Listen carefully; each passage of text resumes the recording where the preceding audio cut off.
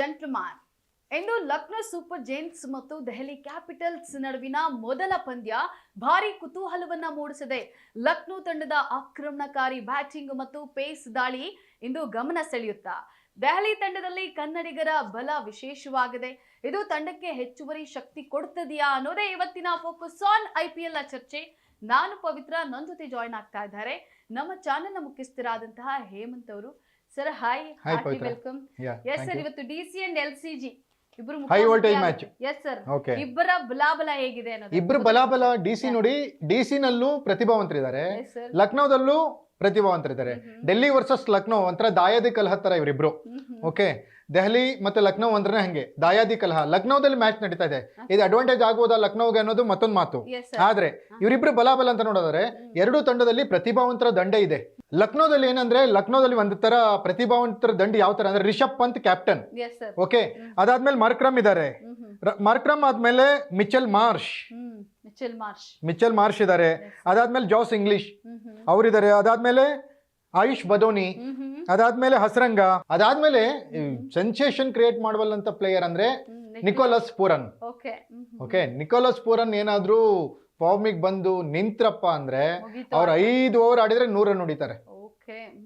ಆ ತರದ ಬ್ಯಾಟ್ಸ್ಮನ್ ಅಂದ್ರೆ ಏನು ಇದು ಭುಜಬಲದ ಪರಾಕ್ರಮ ಅಂತ ಹೇಳ್ತಾರಲ್ಲ, ಆ ತರ ನಿಕೋಲಸ್ ಪೂರನ್ ಇದ್ದಾರೆ. ಮಾರ್ಕ್ರಮ್ ಕೂಡ ಹಂಗೆ ಇದ್ದಾರೆ.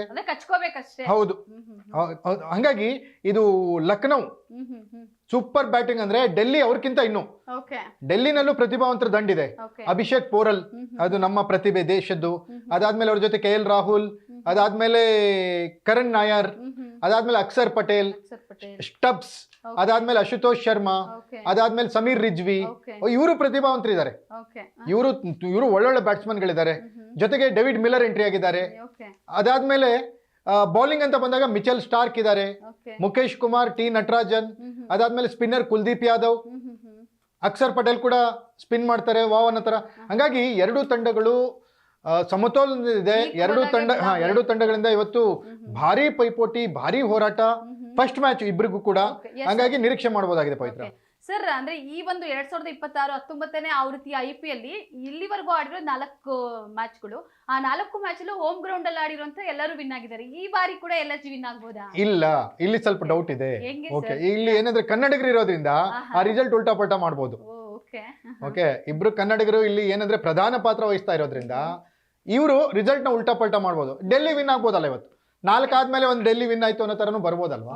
ಹಂಗಾಗಿ ನಾವು ಡೆಲ್ಲಿ ವಿನ್ ಆಗುತ್ತೆ ಅಂತ ಇಲ್ಲಿ ಕಾಯ್ಬೇಕು. ಯಾಕಂದ್ರೆ ಈ KL ರಾಹುಲ್ ಮೇಲೆ ಕಂಡಿರೋದ್ರಿಂದ ನಾವು ಕೂಡ ಕ್ಲಾಸಿಕ್ ರಾಹುಲ್ ಟೀಮ್ ಅಂದ್ರೆ ಡೆಲ್ಲಿ ಕ್ಯಾಪಿಟಲ್ ವಿನ್ ಆಗ್ಲಿ ಅಂತಾನೆ ನಾವು ಬಯಸ್ಬೇಕಾಗಿದೆ. ಸರ್, ಒಂದ್ ವೇಳೆ ಟಾಸ್ ಗೆದ್ರೆ ಯಾರು ಯಾವ್ದನ್ನ ಆಯ್ಕೆ ಮಾಡ್ಕೊಂಡ್ರೆ ಒಳ್ಳೇದು, ಯಾಕೆ ಮಾಡ್ಕೊಂಡ್ರೆ ಇಲ್ಲ, ಏನಾಗುತ್ತೆ ಅಂದ್ರೆ ಪವಿತ್ರ, ಇಲ್ಲಿ ಏನಾಗುತ್ತೆ, ಎರಡು ತಂಡಗಳು ಎರಡು ಪ್ಲೇಯಿಂಗ್ 11 ಯಾವ್ದಿದೆ ಅನ್ನೋದು ಇಂಪಾರ್ಟೆಂಟ್ ಆಗುತ್ತೆ. ಪ್ಲೇಯಿಂಗ್ 11, ಆಮೇಲೆ ಪಂದ್ಯದ ಸಮಯದಲ್ಲಿ ಯಾವ ರೀತಿ ಪಿಚ್ ವರ್ತನೆ ಮಾಡುತ್ತೆ ಅನ್ನೋದ್ರ ಮೇಲೆ ಇದೆಲ್ಲ ರಿಸಲ್ಟ್ ಪಕ್ಕಾಗುತ್ತೆ. ಅದನ್ನ ಮೊದಲೇನೆ ಡಿಸೈಡ್ ಮಾಡಕ್ಕಾಗಲ್ಲ.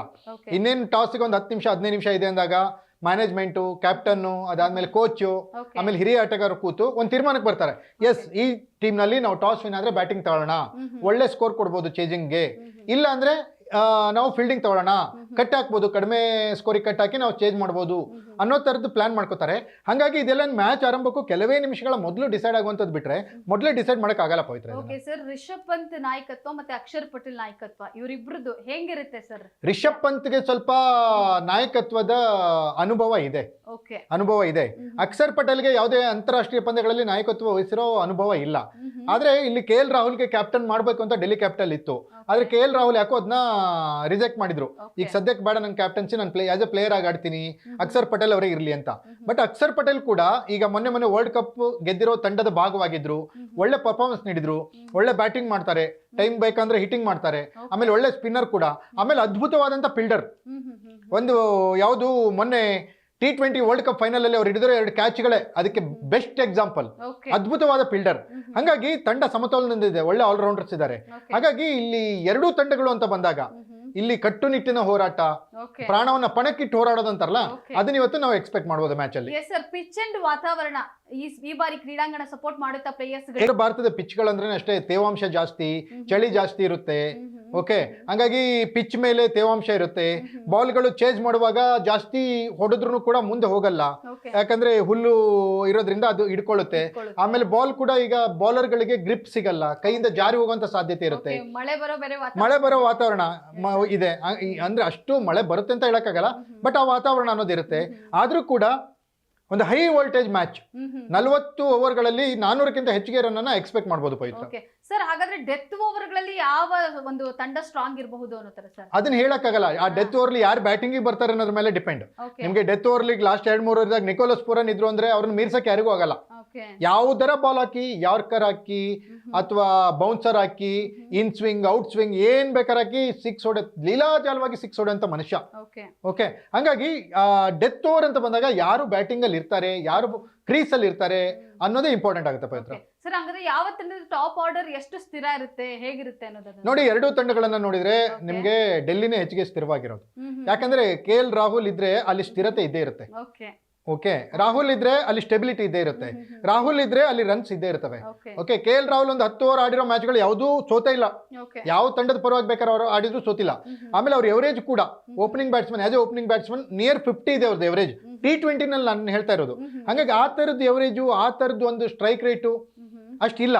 ಹಂಗಾಗಿ ಸ್ಥಿರತೆ ಅಂತ ಬಂದಾಗ ನಿಮ್ಗೆ ಲಕ್ನೋಗಿಂತ ಡೆಲ್ಲಿದೆ ಹೆಚ್ಚಿಗೆ ಇದೆ. ಎಸ್, ಪೃಥ್ವಿ ಶಾ ಹಲವು ಏರಿಳಿತಗಳನ್ನು ಕಂಡು ಇವತ್ತು ಡೆಲ್ಲಿ ಕ್ಯಾಪಿಟಲ್ ಆಟ ಆಡ್ತಿದ್ದಾರೆ. ಜೊತೆಲಿ ಹಸಿರಂಗ್ ಅಂದ್ರೆ ಅವರು RCB ಇದ್ರು, ಅವರು ಕೂಡ ಆಕ್ಚುಲಿ ಏನಂದ್ರೆ ನೀವು ಪೃಥ್ವಿ ಶಾ ಅಂತ ಹೇಳಿದ್ರಲ್ಲ, ಕ್ರಿಕೆಟ್ ನಲ್ಲಿ ಡಿಸಿಪ್ಲಿನು, ಅದಾದ್ಮೇಲೆ ಒಂದು ದೈಹಿಕ ಆರೋಗ್ಯವನ್ನ ಕಾಪಾಡ್ಕೊಳ್ಳಿಲ್ಲ ಅಂದ್ರೆ ಯಾವ ರೀತಿ ನೇಪಥ್ಯಕ್ಕೆ ಸರಿಬಹುದು, ಯಾವ ರೀತಿ ನಾವು ಔಟ್ ಆಫ್ ದಿ ಟೀಮ್ ಆಗ್ಬೋದು ಅನ್ನೋಕ್ಕೆ ಪೃಥ್ವಿ ಶಾ ಬೆಟರ್ ಎಕ್ಸಾಂಪಲ್. ಒಳ್ಳೆ ಪ್ರತಿಭಾವಂತ ಪ್ಲೇಯರ್, ಆದರೆ ವೇಟ್ ಲಾಸ್ ಮಾಡ್ಕೊಳ್ಳೋಕೆ ಆಗಲಿಲ್ಲ ಅವರಿಗೆ.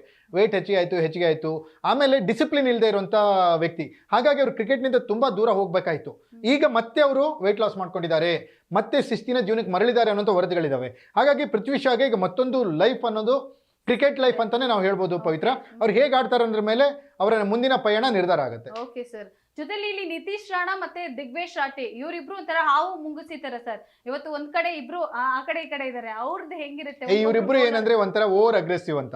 ಕ್ರಿಕೆಟ್ ದಿಗ್ವೇಶ್ ರಾಠಿ ಒಂಥರ ಸಿಗ್ನೇಚರ್ ಇದ್ರ ತರ ಸೆಲೆಬ್ರೇಷನ್ ತರ, ಯಾರೋ ವಿಕೆಟ್ ಬಿದ್ರೆ ಅವ್ರು ರೈಟ್ ಆಗ್ತಾರೆ, ನೆಲ್ ಮೇಲರ ಆಗ್ತಾರೆ, ಇಲ್ಲ ಬ್ಯಾಟ್ಸ್ಮನ್ ಎದುರಿಗೆ ಹೋಗ್ಬಿಟ್ಟು ಆಗ್ತಾರೆ, ಈ ತರದ್ದು. ಹಂಗಾಗಿ ಹಲವು ಬಾರಿ ಚಿಮಾರಿಗೊಳಗಾದ್ರು, ಹಲವು ಬಾರಿ ದಂಡವನ್ನ ವಿಧಿಸಿದ್ರು, 1-2 ಮ್ಯಾಚ್ಗಳಿಂದ ಸಸ್ಪೆಂಡ್ ಕೂಡ ಮಾಡ್ಲಾಯ್ತು. ಆದ್ರೂ ಅವ್ರು ಬಿಡಲ್ಲ. ನಾನು ಇರೋದೇ ಹಿಂಗೆ, ಒಬ್ಬೊಬ್ರದ್ದು ಒಂದೊಂದು ಸಿಗ್ನೇಚರ್ ಸ್ಟೈಲ್ ಇರುತ್ತಲ್ಲ, ಅವ್ರ ಸಿಗ್ನೇಚರ್ ಸ್ಟೈಲ್ ಹಂಗೆ. ಹಂಗಾಗಿ ನಿತೀಶ್ ರಾಣಾ ಕೂಡ ಓವರ್ ಅಗ್ರೆಸಿವ್. ಅವ್ರು ನೋಡ್ತೀವಲ್ಲ, ಯಾವ್ದಾರ ಒಂದು ವಿಕೆಟ್ ಬಿತ್ತು ಅಂದ್ರೆ ಅವ್ರು ಕುಣಿಯೋದು, ಹೌಹಾರೋದು, ಆ ತರದ್ದು. ಹಂಗಾಗಿ ಅವ್ರಿಬ್ರು ಸೇರಿದಾಗ ಅಲ್ಲಿ ಸ್ವಲ್ಪ ಈ ಕೀಟಲೆಗಳು, ಕಿತ್ತಾಟಗಳು ಇದ್ದೇ ಇರುತ್ತೆ ಪವಿತ್ರ. ಓಕೆ ಸರ್, ಕೊನೆಯದಾಗಿ ಸರ್, ಯಾವ ಒಂದು ತಂಡ ಈ ಬಾರಿ ಹೆಚ್ಚು ಗೆಲ್ಲುವಂತ ಸಾಧ್ಯತೆ ಇದೆ ಅಂದ್ರೆ ಟ್ರೋಫಿ ಗೆಲ್ಲುವಂತದ್ದು? ಇವರಲ್ಲಿ DC ಮತ್ತೆ LSG ಅಂತ ಬಂದಾಗ ನಿರ್ಧರಿಸೋದು ಬಹಳ ಕಷ್ಟ. ಇದು ಹೆಂಗಂದ್ರೆ ಇವರಿಬ್ಬರು ಮ್ಯಾಚ್ಗಳು 2 ತಂಡದಲ್ಲಿ ಪ್ರತಿಭಾವಂತರು ಇರೋದ್ರಿಂದ ಕೊನೆಯ ಓವರ್ನ ಕೊನೆಯ ಬಾಲ್ ವರ್ಗುನು ಓಕೆ ರಿಸಲ್ಟ್ ಅನ್ನ ಹಿಡಿದಿಟ್ಕೊಳ್ಳುವಂತ ತಾಕತ್ 2 ತಂಡಗಳಿಗಿದೆ. ಲಾಸ್ಟ್ ಬಾಲ್ ಮುಗಿಯೋವರೆಗೂ ವಿಜಯಲಕ್ಷ್ಮಿ ಇವರಿಗೆ ಹೋಗ್ತಾರೆ ಅಂತ ಹೇಳಕ್ ಆಗದೇ ಇಲ್ಲ. ಅಂತ ಒಂದು ಯಾವುದೇ ಟೈಮ್ ನಲ್ಲಿ ಟರ್ನಿಂಗ್ ಪಾಯಿಂಟ್, ಯಾವುದೇ ಟೈಮ್ ನಲ್ಲಿ ರಿಸಲ್ಟ್ ಅನ್ನ ಅದ್ಲು ಬಾಲು ಮಾಡುವಂತ ತಾಕತ್ತು 2 ತಂಡಗಳಿಗಿದೆ. ಹಾಗಾಗಿ ಕೊನೆ ಬಾಲ್ ಮುಗಿಯೋವರೆಗೂ ಕೂಡ ರಿಸಲ್ಟ್ ನ ಹೇಳಕ್ಕಾಗಲ್ಲ. ಸಮಬಲ ಇದೆ ಸರ್. ಇಂದ 2 ತಂಡಗಳು ಕೂಡ ಕಪ್ ಗೆದ್ದಿಲ್ಲ. ಈ ಬಾರಿ ಕಪ್ ನಿರೀಕ್ಷೆ ಮಾಡಬಹುದು? ಎಲ್ಲಾ ತಂಡಗಳು ನಮ್ದೇ ಕಪ್ಪು ಅಂತಾರೆ, ಆದ್ರೆ ಫೈನಲಿ RCB ಒಂದು ಇದೆಯಲ್ಲ, ನಮ್ದೇ ಈ ಸಲನು ಅನ್ನೋ ತರ. ಹಂಗಾಗಿ ಕಾದ್ ನೋಡ್ಬೇಕಾಗಿದೆ. Okay sir, thank you sir. Thank you. Yes, ನೋಡಿದ್ರಲ್ಲ ವೀಕ್ಷಕರೇ, ಇದಾಗಿತ್ತು ಫೋಕಸ್ ಆನ್ IPL. ನೆಲ ಜಲ ಭಾಷೆಗಾಗಿ ನೋಡ್ತಾ ಇರಿ ಫೋಕಸ್ ಟಿವಿ.